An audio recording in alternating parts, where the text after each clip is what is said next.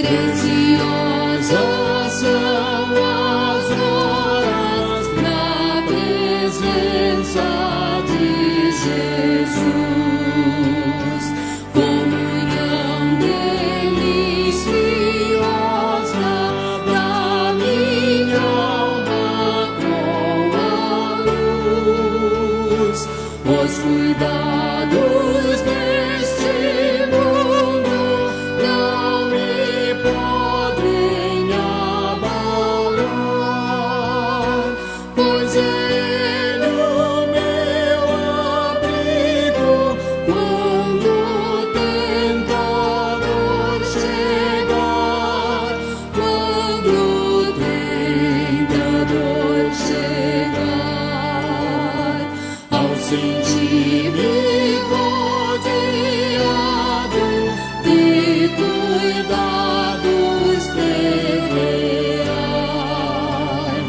irritado e abatido, ou em dúvidas fatais, a Jesus eu me dirijo nesses tempos de aflição. As palavras que Ele fala trazem paz, consolação, trazem paz, consolação. Se confesso meus temores, toda a minha imperfeição, Ele escuta com paciência essa triste confissão. Com ternura repreende meu pecado e todo mal. É Jesus o meu amigo, o melhor e o mais leal, o melhor e o mais leal.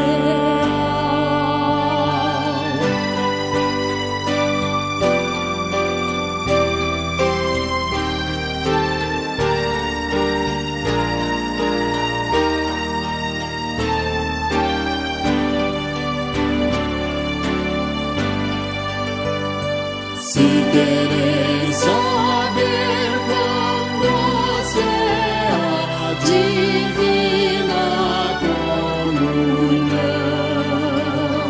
podereis muito bem prová-la e tereis compensação. Procurai estar sozinhos em conversa com Jesus.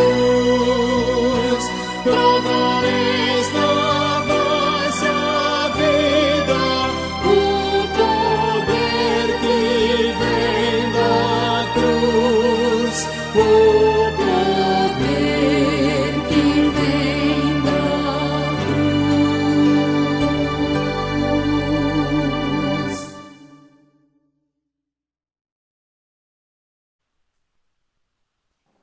Vamos começar? Suas ordens. Vamos iniciar com a oração. Vou pedir para Alexandre fazer a oração inicial, por gentileza. Amém. Aos irmãos, uma boa noite, né? E a graça e a paz do Senhor esteja com todos. Queridos, oremos. Eterno Deus, chegamos na tua presença no nome de Jesus Cristo, teu Filho. Ao tempo, ó Senhor, que nós somos gratos a ti pelo dom da vida que o Senhor nos proporciona. Queremos ser gratos a ti, Senhor, até pelo alimento, Deus, pelo ar que respiramos. Queremos ser gratos a ti, Senhor, por nós estarmos aqui neste momento, nós tiramos para te adorar. Em segundo lugar, eu gostaria de colocar em tuas mãos a mensagem da noite. Que o teu Espírito Santo possa iluminar a nossa consciência, despertando, Senhor. No nome de Jesus Cristo. Amém. Amém. Obrigado, Tiago. Vamos convidar Caliene Maranhão para nos elevar um canto ao Senhor. Amém. Graça e paz, irmãos. Amém. Vamos louvar o hino 269, Pureza no Sangue de Cristo. Seja bendito o Cordeiro que na cruz por nós padeceu. Seja bendito o seu sangue que por nós pecadores verteu. Eis que no sangue lavados e tendo puro coração, os pecadores remidos, o Jesus tem com Deus comunhão. Alvo mais que a neve, alvo mais que a neve, sim, nesse sangue lavado, mais alvo que a neve eu estou. Quão espinhosa coroa que Jesus por nós suportou. Ó, quão profundas as chagas que nos provam quanto Ele amou. Eis nessas chagas pureza para o maior pecador. A quem mais alvo que a neve, o teu sangue transforma, Senhor. Alvo mais que a neve, alvo mais que a neve, sim, nesse sangue lavado, mais alvo que a neve eu estou. Se as faltas nós confessarmos e seguirmos na tua luz, tu não somente perdoas, purificas também, ó Jesus. Lavas de todo pecado, que maravilha de amor, pois que é mais alvo que a neve, o teu sangue nos torna, Senhor. Alvo mais que a neve, alvo mais que a neve, sim, nesse sangue lavado, mais alvo que a neve eu estou. Amém. A palavra está com bem. Amém, obrigado. Vamos ter mais uma palavra de oração. Logo depois, a palavra está com o pregador desta noite. Vamos pedir ao pastor Davi Dionísio para orar pela continuação do culto e pelo estudo que vai ser feito nesta noite. Amém, pastor? Amém. Vamos orar. Maravilhoso Deus, nós carecemos, Senhor, que mais uma vez, como o Senhor tem sempre feito, fale aos nossos corações através da explicação da tua palavra. Palavra essa que será lida, muito provavelmente em alguns textos, que será explicada e que será aplicada às nossas vidas. Pedimos, ó Deus, que em nome de Jesus sejamos filhos obedientes à tua voz e passemos a colocar em prática tudo aquilo que o Senhor nos ensina nessa noite. Te oramos agradecidos por tudo que já foi feito aqui, pelas orações e também pela adoração, e pedimos mais uma vez que o Senhor nessa noite fale aos nossos corações. Oramos assim agradecidos em nome de Jesus. Amém. Amém. Fala, pastor. Amados, que a graça e a paz do Senhor Jesus esteja com todos. E, mais uma vez, nos encontramos presentes para estudarmos a palavra do Divino Mestre. E, como é do conhecimento geral dos irmãos, nós estamos estudando o breve catecismo. E hoje teremos mais um capítulo a estudar a respeito desse tema. Queria somente que os irmãos me sinalizassem aí se a tela apareceu aí para os irmãos. Ok, pastor. Beleza, ótimo.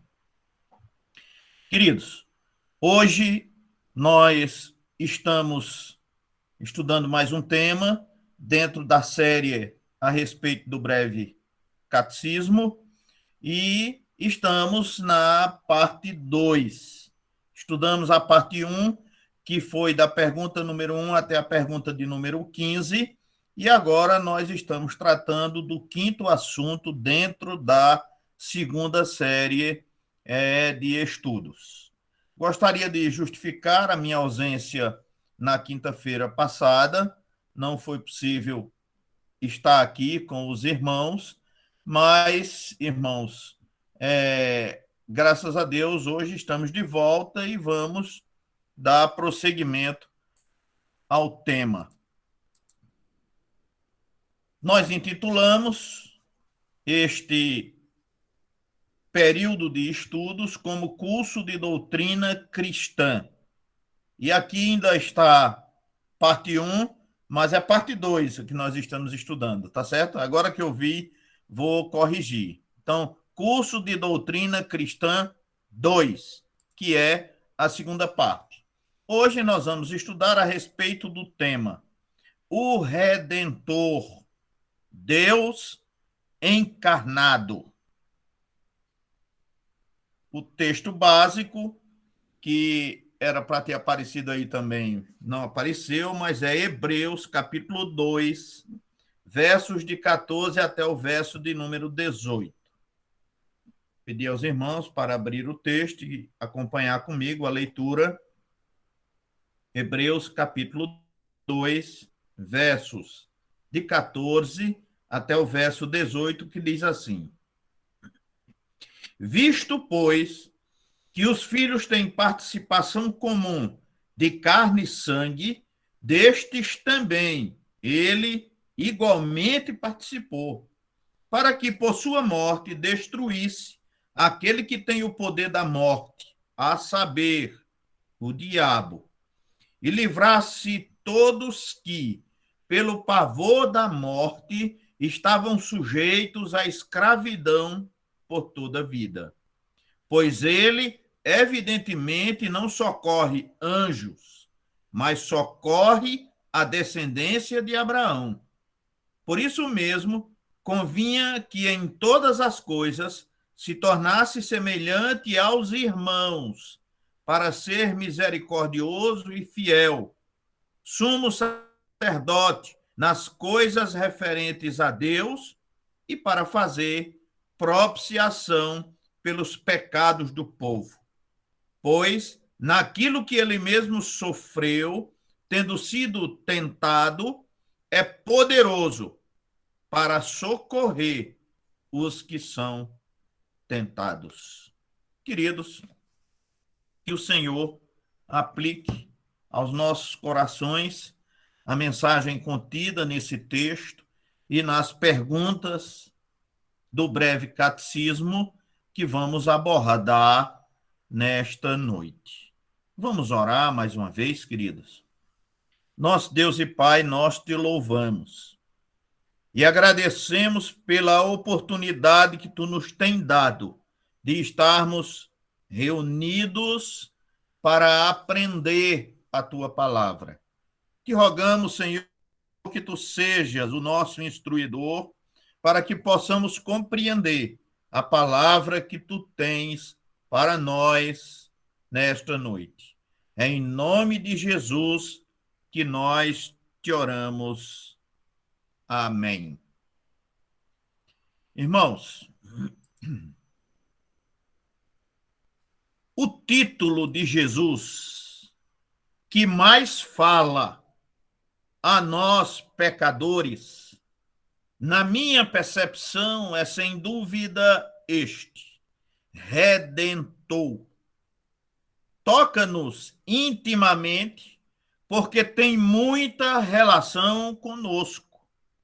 Jesus significa o Salvador do seu povo, conforme nos instrui Mateus, no capítulo 1 e no verso de número 21 do seu Evangelho. Isto é, aquele que redime o seu povo dos seus pecados. Este é Jesus. Nesse estudo, no estudo de hoje, vemos a aliança da graça ou a aliança da redenção sendo executada na pessoa do representante dos eleitos, mas caídos. O Redentor prometido, o desejado das nações, como mais uma vez expressa Mateus, no capítulo 12, no verso 21, torna-se agora uma experiência viva para os homens.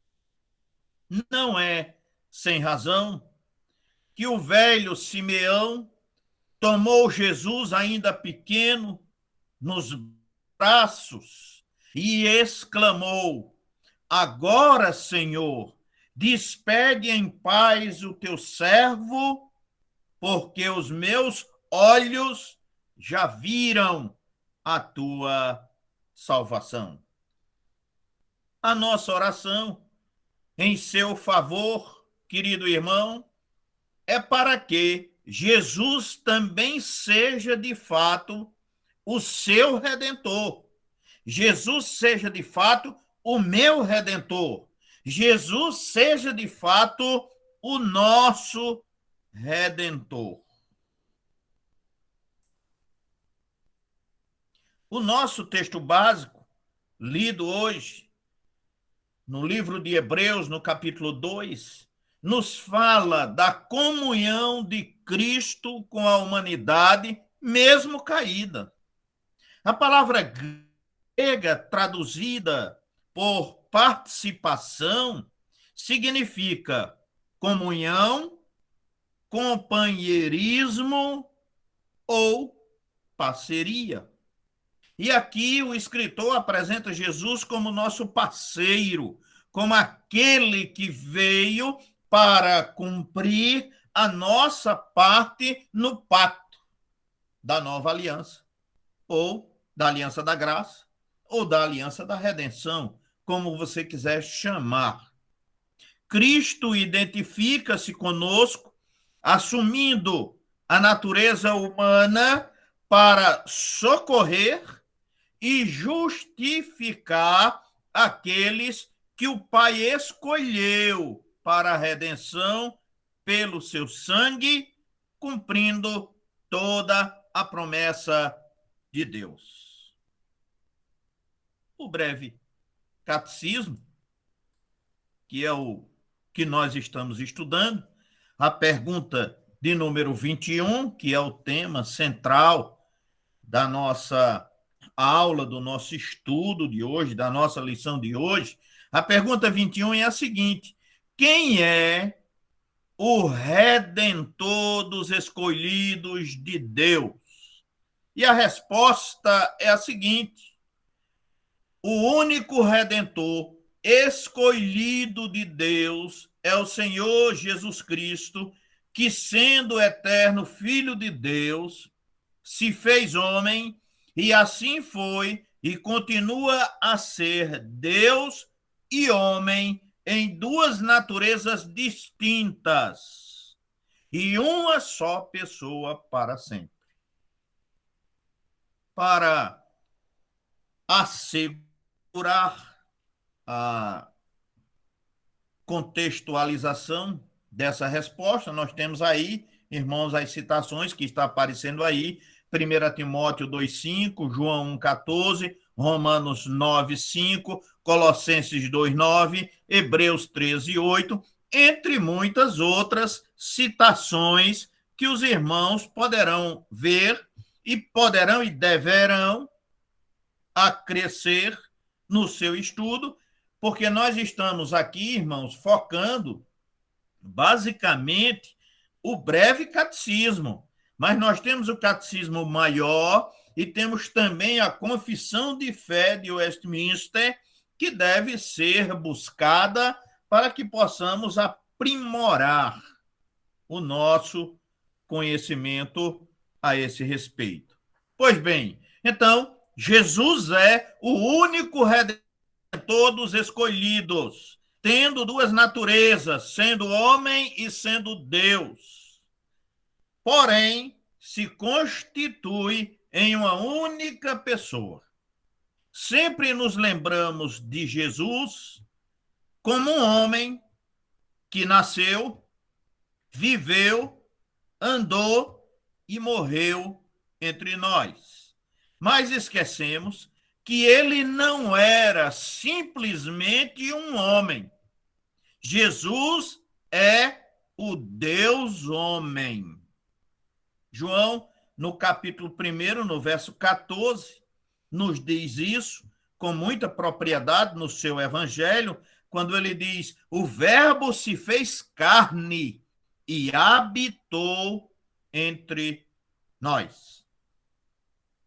Vejamos algumas coisas da natureza divina e humana de Jesus. E vamos abordar essas três questões mesmo: a natureza humana, a natureza divina e a natureza divina humana.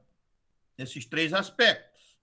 Antes, porém, vamos fazer aqui, irmãos, alguns destaques do nosso texto básico de Hebreus, capítulo 2, versos de 14 até o verso de número 18. Em primeiro lugar, o verso 14, ele trata e coloca para nós, com muita propriedade, a natureza humana de Jesus. Quando fala a respeito dos filhos, os filhos são aqueles que o Pai entregará a Jesus Cristo, aos quais ele tinha declarado o seu nome e pelos quais morreria. Podemos ver isso nos versos de 11 até o verso de número 13. Tem participação comum de carne e sangue. Isto é, tiveram um corpo humano fraco, mortal, sujeito à dor e todas as consequências da queda do homem. Destes também ele, igualmente, participou. Jesus também assumiu a natureza humana, de carne e sangue, para poder ser semelhante aos homens, para ser assim o redentor deles, o nosso redentor. Ele nasceu da virgem, onde assumiu o corpo de homem, para que, por sua morte, e vale salientar que somente tendo um corpo como homem poderia Jesus morrer redentoramente e, assim, destruísse aquele que tem o poder da morte. a saber, o diabo. É isso que o escritor está dizendo para a gente. Satanás tem o poder da morte no sentido de que a morte é gerada pelo pecado, conforme diz Paulo em Romanos, no capítulo 5 e no verso 12. E o diabo é a própria encarnação do pecado, portanto, da morte. E a esse Jesus venceu e destruiu. Segundo destaque, os efeitos da morte de Jesus, que também são tratados aqui. Neste versículo, verso de número 15, neste versículo, vemos o efeito da morte de Cristo. Destruiu o inimigo, objetivamente na cruz. Subjetivamente, ele liberta os homens do pavor da morte e da escravidão do pecado. Esta redenção subjetiva é realizada pessoalmente em todos e em cada um dos crentes. O verso 16 trata ainda dos efeitos da redenção, só que dessa vez dizendo para quem são os efeitos desta redenção. Então, essa redenção de Jesus não é para todos. É difícil a gente falar a respeito disso. E nós vamos detalhar isso um pouco mais adiante, quando vamos estudar a respeito de predestinação, de eleição e tudo mais, não é? Mas os efeitos da redenção são exclusivos. São para os escolhidos. O efeito da morte redentora de Jesus é somente para este grupo, os escolhidos. Isto é, para os que são chamados, para os filhos da promessa, como diz Paulo em Romanos, no capítulo 9, versos de 6 a 8. Ou a descendência de Abraão. São todos aqueles que serão alcançados. E quando eu falo aqui em descendência de Abraão, não são filhos da carne necessariamente. Nestes versículos, Jesus os chama de irmãos. Nem todos os da raça judaica de Jesus são filhos da promessa. Portanto, nem todos são irmãos. Só os irmãos de Jesus recebem os benefícios da sua redenção. E os irmãos de Jesus são todos aqueles que são alcançados pela graça de Deus, sendo judeus ou não, judeus ou gentios, todos aqueles a quem o Pai chamar. Mas, irmãos, houve necessidade da encarnação? A necessidade da encarnação. Esse é o aspecto abordado aqui também. Para que ele, Jesus, pudesse executar a redenção, era necessário que em todas as coisas se tornasse semelhante aos irmãos. Está no texto. Era necessária a encarnação. Deus tinha que fazer-se carne, humilhar-se para poder ser semelhante aos irmãos. Ele tinha que assumir a natureza do homem para fazer como sacerdote propiciação pelo pecado do povo. Propiciação. Tornar por sua obra Deus favorável aos homens. Semelhante em todas as coisas, diz o texto, exceto no pecado. Hebreus 4 e 5 detalha um pouco melhor essa questão. Finalmente, chegamos ao verso de número 18. Até aqui, irmãos, nós estamos analisando o texto lido nessa noite. Eu gosto sempre de dar uma analisada no texto para depois passarmos a analisar a doutrina mais generalizada, não é? Ver o que a Escritura traz a respeito do tema. Mas, se nós temos um texto básico, é necessário que a gente explique ele melhor. Verso 18. Jesus se tornou homem. Jesus sofreu todas as coisas que um homem pode sofrer, inclusive sendo tentado por Satanás no início do seu ministério. Jesus é vitorioso e, por isso, pode socorrer todos os que são tentados, ou seja, nós. Jesus pode nos socorrer em toda e qualquer tentação, porque ele foi vitorioso sobre as tentações que sobrevieram na sua pessoa como homem. Foi igual a nós, tentado como nós, sofreu como nós, sentiu dor como nós, foi igual a nós em tudo, à exceção do pecado, como já disse.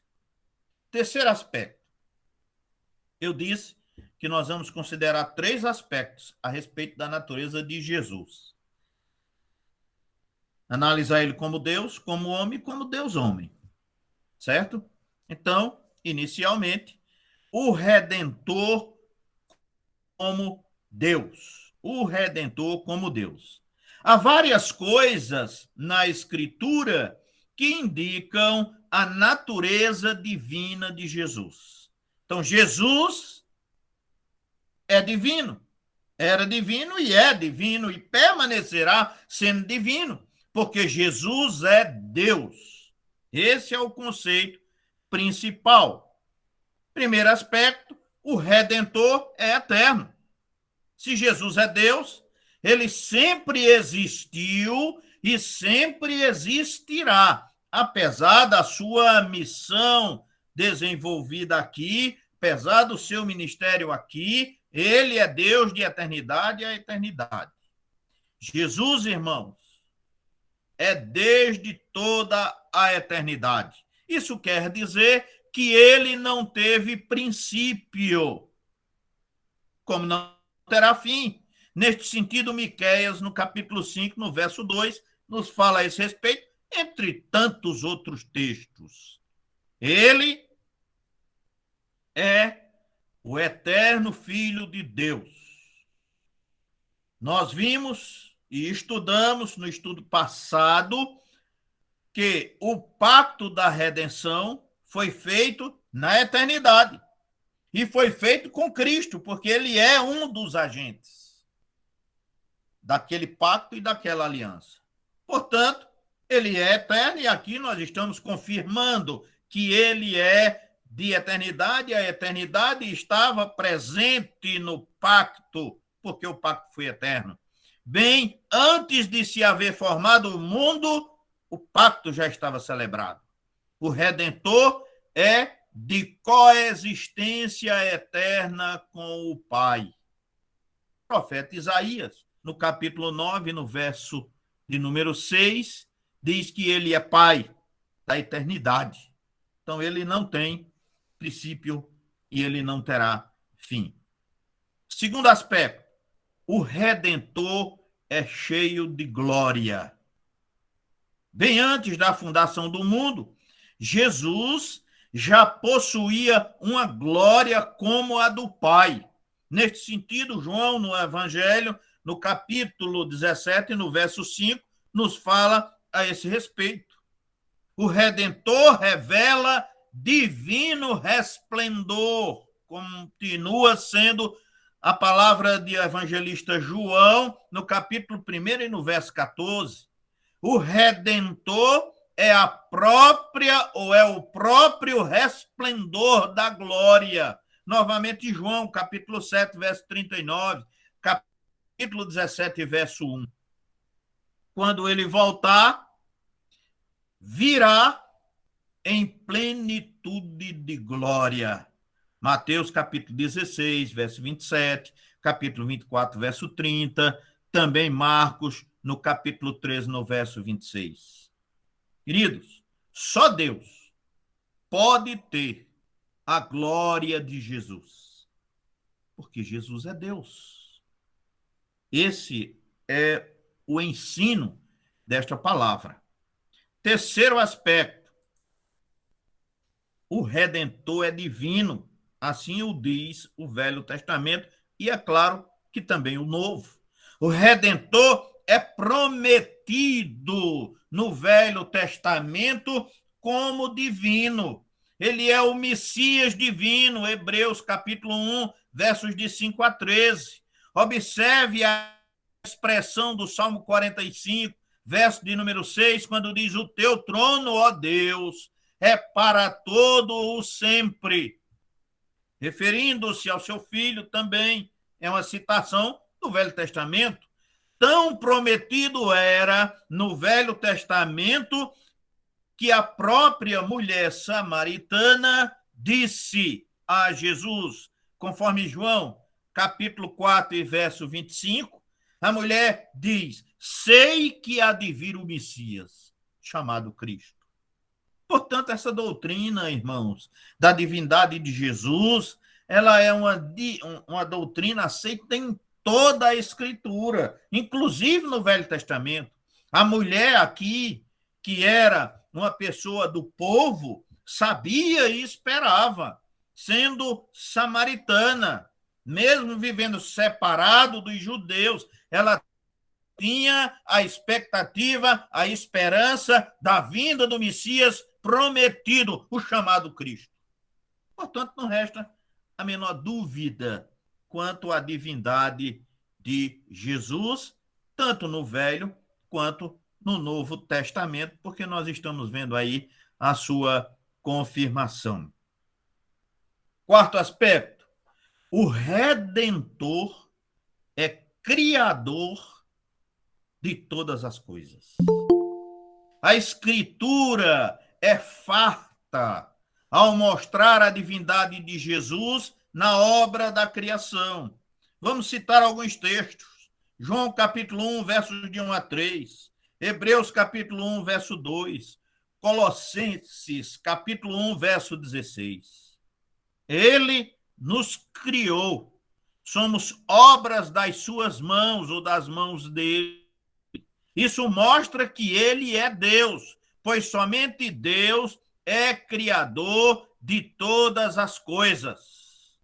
As suas obras mostram o seu caráter divino.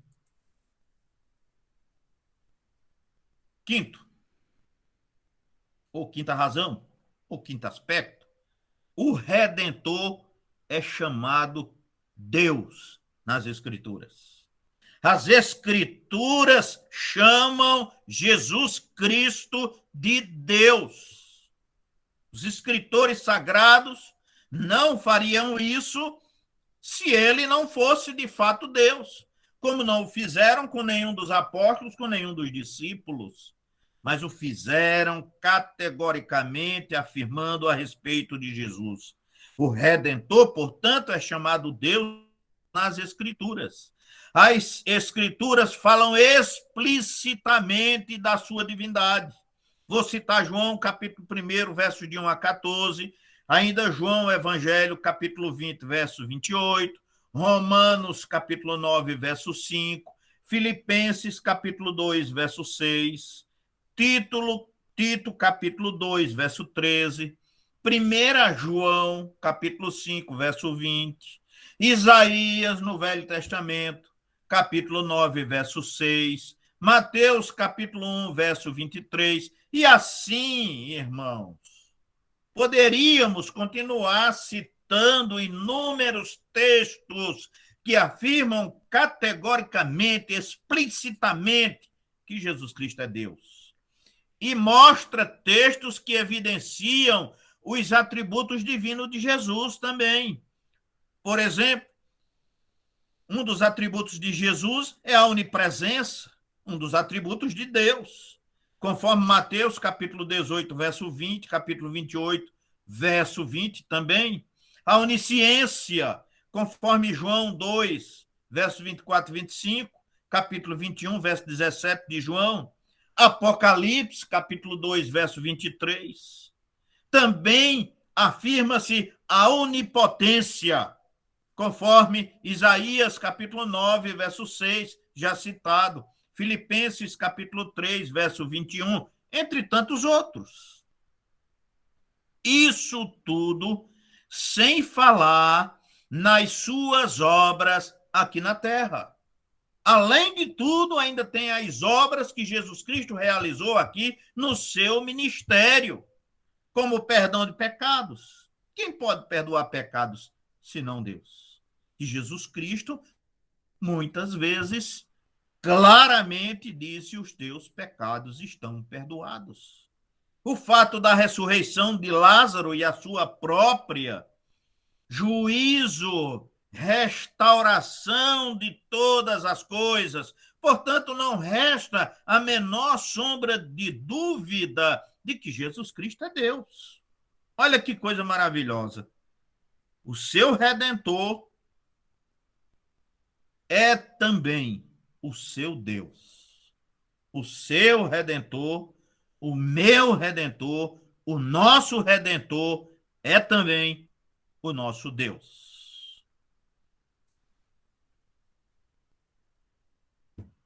Quarto ponto. Primeiro, falamos a respeito de Jesus como Deus. Agora, queremos falar do Redentor como homem. O Redentor como homem. Queridos, esse Redentor eterno, criador, cheio de glória, Deus, precisava tornar-se homem para realizar o plano redentor de Deus. Então, Jesus, apesar de tudo, de toda a sua glória, de toda a sua grandeza, precisava se tornar homem. O breve catecismo, pergunta 22, diz: como Cristo, sendo filho de Deus, se fez homem? E a resposta é a seguinte: Cristo, filho de Deus, fez-se homem, tomando um verdadeiro corpo e uma alma racional, sendo concebido pelo poder do Espírito Santo no ventre da Virgem Maria e nascido dela, mas sem pecado. E as passagens são Hebreus 2,14, Hebreus 4,15, Mateus 26,38, Lucas capítulo 1, verso 31, verso 35, capítulo 2 de Lucas, verso 52. Mas, queridos, a grande pergunta, e é essa pergunta que nós vamos tratar nesse tema aqui: por que era necessário Cristo tornar-se homem? Vou repetir, guarde aí essa pergunta. Por que era necessário Cristo tornar-se homem? Em resposta, está aqui a primeira razão. Porque é uma exigência divina. É uma exigência divina. Jesus Cristo obrigatoriamente tinha que se tornar homem, porque isso era uma exigência de Deus. Este era um requisito do pacto da redenção. Ele, no pacto da redenção, tinha proposto salvar alguns da raça caída de Adão, e agora tinha que executar no Calvário esse pacto, morrendo como representante da raça, como representante dos humanos, da raça humana, nosso, meu, seu. Mas para que Cristo chegasse ao Calvário, havia necessidade de ele nascer de mulher e assumir a forma humana. Daí a razão do seu nascimento, conforme conhecemos nos relatos dos evangelhos. Aquilo que foi proposto na eternidade tinha que ser efetuado na história. Precisava acontecer. A encarnação de Jesus era requisito de Deus para a sua obra de redenção. E não sou eu quem está dizendo isso, porque Paulo já afirma isso em Gálatas, no capítulo 4, versos 4 e 5. Isaías, o profeta, 700 anos antes de Jesus, também diz isso no capítulo 7, no verso 14. Lucas, no capítulo 1, verso 6, verso 30 a 32. Era absolutamente necessário que o filho se tornasse um dos membros da raça humana para que pudesse provar a morte por causa dos pecados daqueles por quem iria morrer. Segunda razão,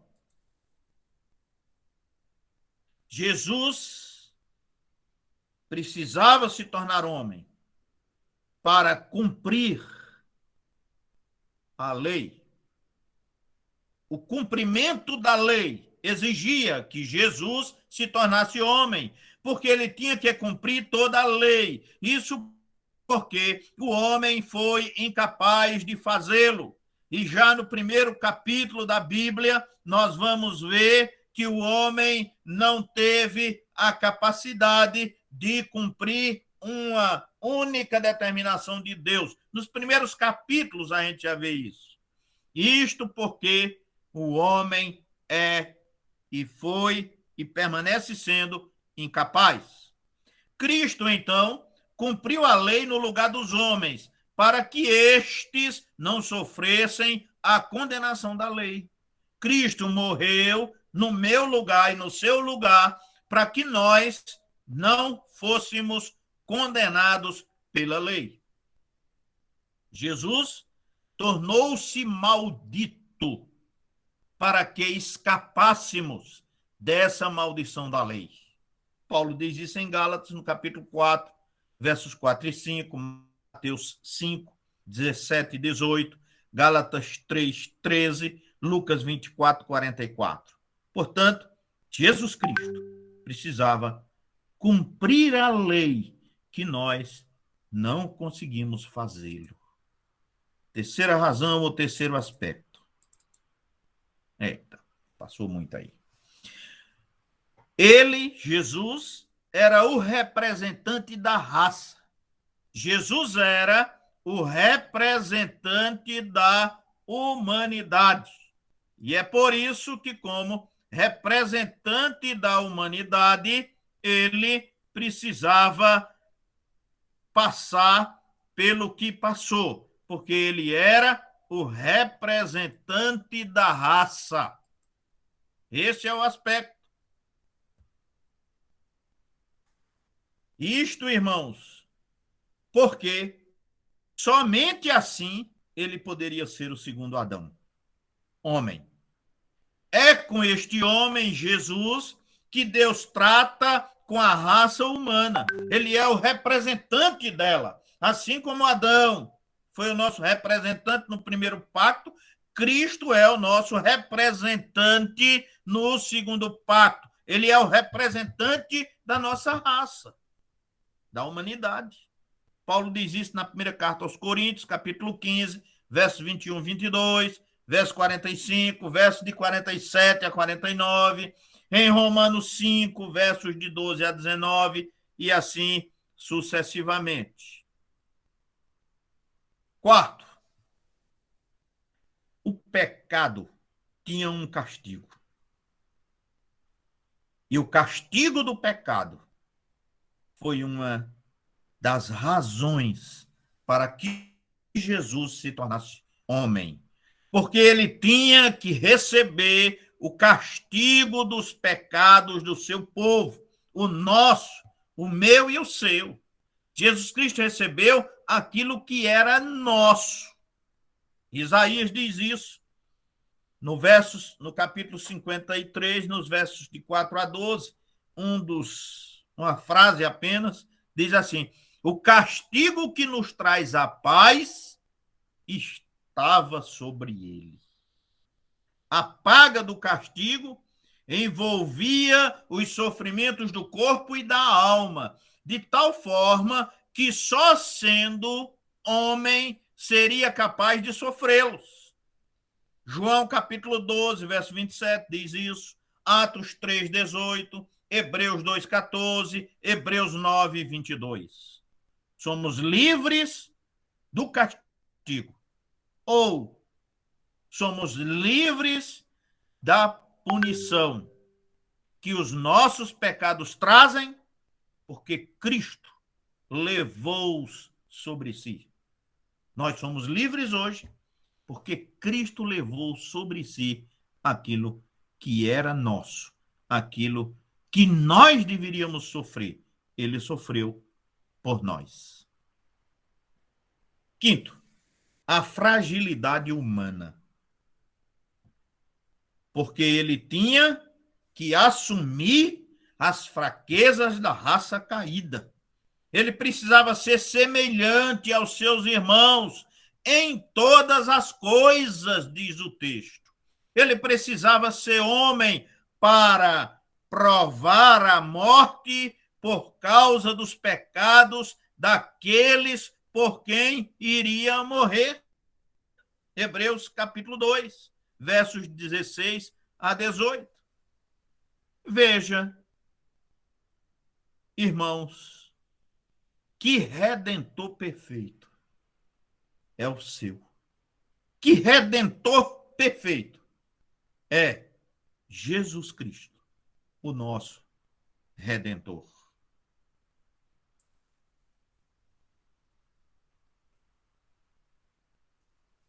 Quinto aspecto, irmãos, está aparecendo aí na tela como 4, mas é o quinto.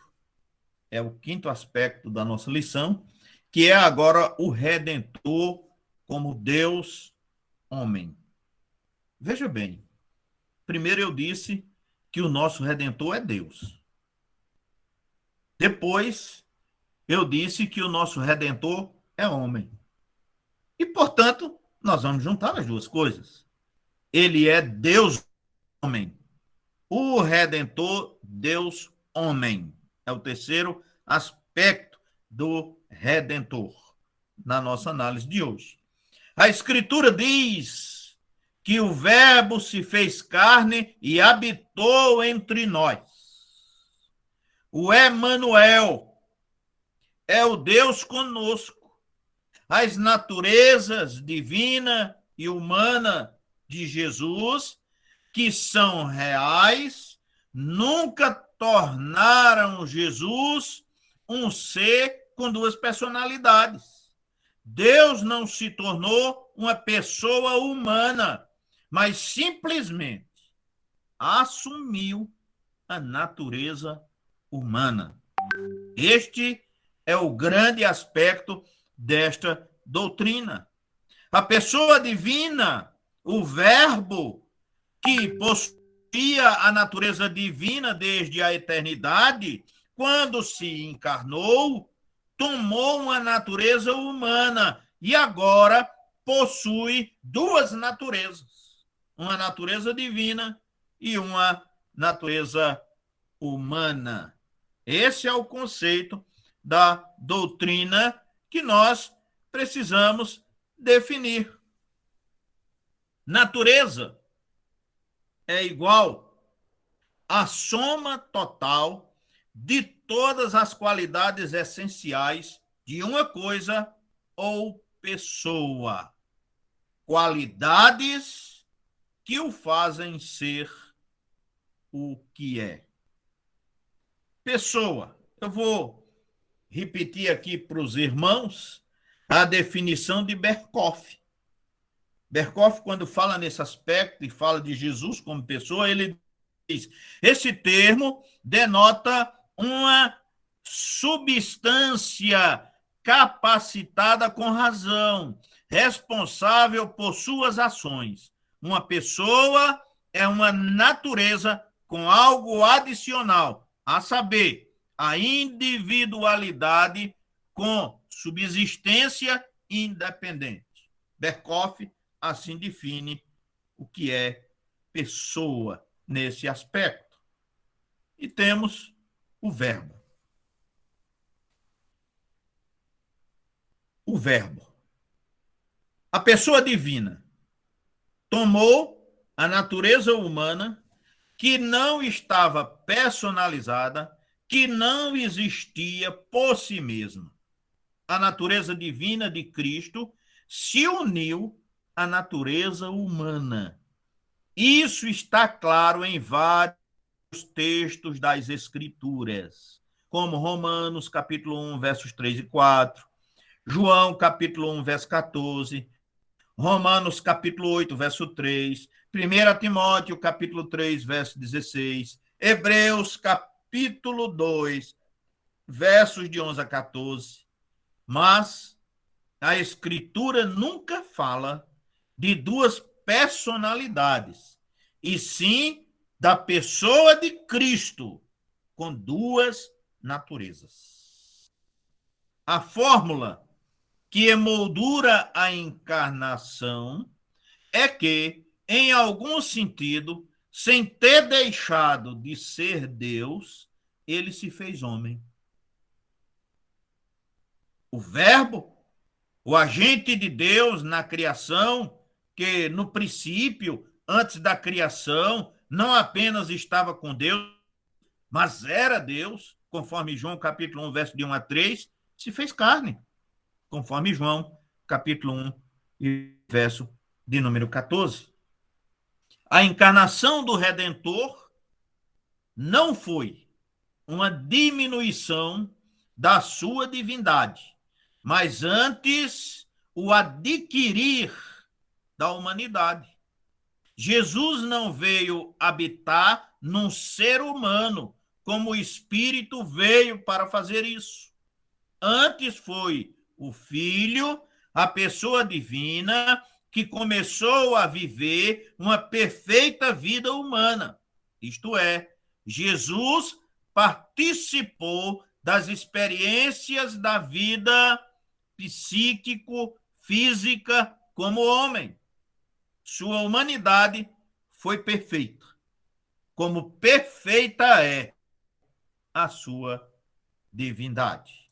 Portanto, o resumo seria esse. Jesus era Jesus, o homem, e ele era também Cristo, o ser divino. Portanto, Jesus está correto afirmar que ele é Deus? Está. Está correto afirmar que ele é homem? Também. E está correto afirmar que ele é Deus homem? Também. Porque ele, de fato, o é. Concluindo, irmãos, o estudo desta noite, você percebeu como é perfeito o seu Redentor? Devemos louvar muito a Deus por Redentor tão maravilhoso como é Jesus Cristo.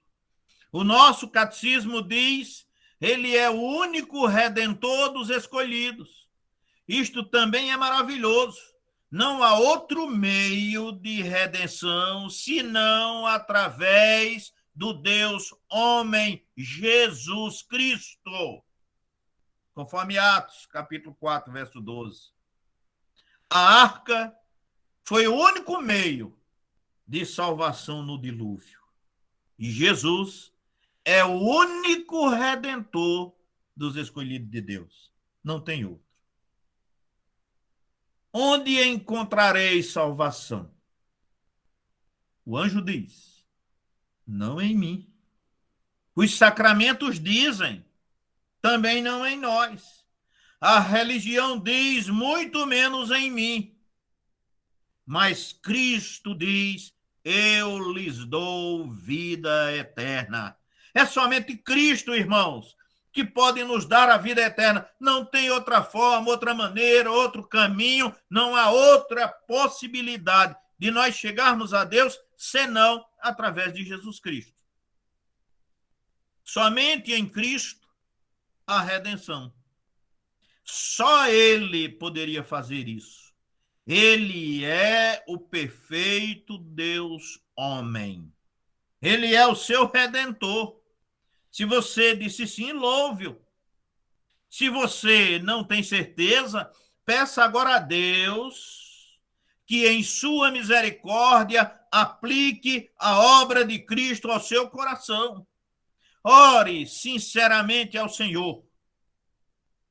Que Deus nos abençoe nesta noite, querido, e nos dê a consciência de que nós servimos a um Deus extraordinário, que é, ao mesmo tempo, Deus, homem, Deus, homem. É Deus, é homem e é Deus, homem. Foi isso que eu quis dizer, né? Só esclarecendo. Que Ele nos abençoe, queridos. A palavra está com o nosso irmão Beguinha. Rogamos a Deus que nos abençoe e estudem a Confissão de Fé de Westminster. Amém. Glória a Deus por mais um estudo, né? Nós possamos estar juntos na próxima quinta-feira para o próximo estudo, né? Para que nós, a cada dia, aprendamos mais do nosso Redentor, né? O pecado veio através de um homem e a redenção também veio através de um homem, né? Isso. Que não é só homem, mas também é Deus. Vamos terminar com... O pastor tem algum recado? Tem agora? Não, irmão, só lembrando os trabalhos do final de semana, né?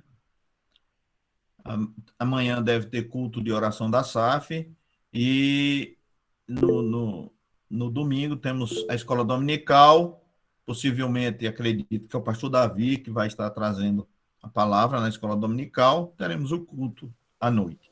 Pedimos aos irmãos que estejam orando pelo projeto de Barra de Santa Rosa, que nós encaminhamos e que estará na mesa para votação nos próximos dias. Pedimos aos irmãos que intercedam por esse projeto, colocando nas mãos de Deus. Amém. Nós possamos fazer a nossa parte, orar, e se Deus quiser, quando o projeto for aceito, né? Isso. Colocar a mão na massa aí para dar o feedback para a igreja que está nos auxiliando, a igreja de Pinheiros, né? A junta. Isso. Que nós possamos também estar sempre orando por esta igreja, né? Que tem nos agraciado e, se Deus quiser, vai continuar nos agraciando mais e mais. Amém? Vamos pedir para o presbítero Jorge fazer a oração final, por gentileza, Jorge.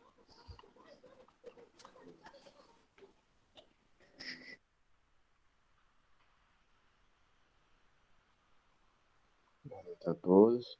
Senhor, nós louvamos o teu nome por mais uma noite que nós reunimos para aprender da tua palavra. Amém. Agradeço ao Senhor por esse estudo desta noite. Amém. Muito obrigado, Senhor, que o Senhor tem nos falado, tem nos orientado através de para juntos nós possamos crescer juntos pela tua palavra. Agradecidos por cada que está conosco nesta noite. O Senhor nos abençoe, uma noite tranquila, uma noite de sono reparador, e teu nome seja glorificado e honrado. Assim nós te pedimos, agradecidos em nome de Jesus. Amém. Amém. Amém, irmãos. Boa noite, que Deus abençoe a todos, queridos.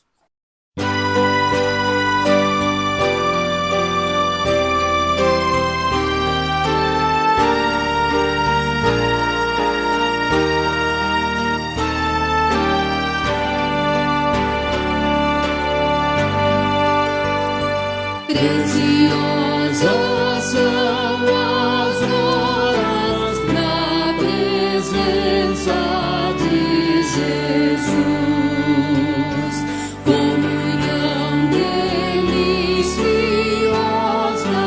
da minha alma com a luz, os cuidados deste mundo não me podem abalar, pois Ele o meu abrigo quando o tentador chegar, quando o tentador chegar, ao sentir-me rodeado de cuidados terrenais, irritado e abatido, ou em dúvidas fatais,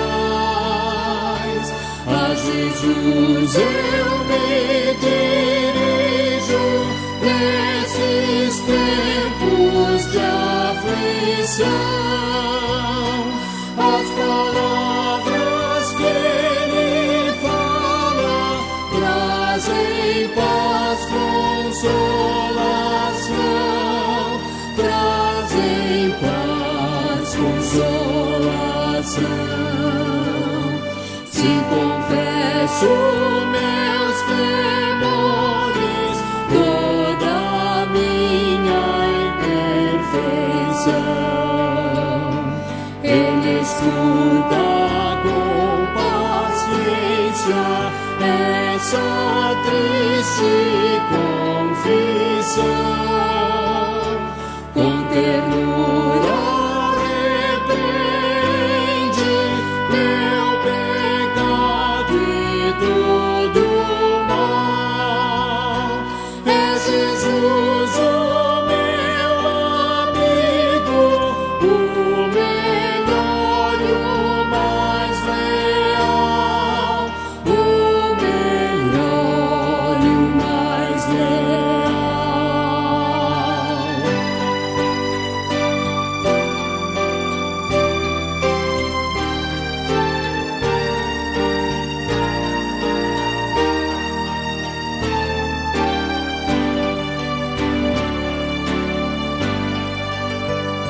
Se quereis saber quão doce é a divina comunhão, podereis muito bem prová-la e tereis compensação. Procurai estar sozinhos